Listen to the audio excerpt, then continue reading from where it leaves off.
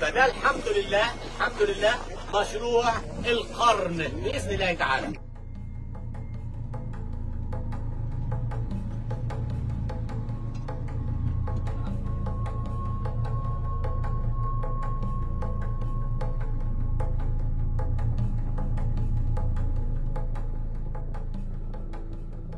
لازم نتاكد بقى، هل الكتل الجرانيت دي كلها كانت جايه للكساء ولا كان في جزء منها للمعبد الجنيزي عشان نغلف الجدران بتاعته ونكسيها هي كمان؟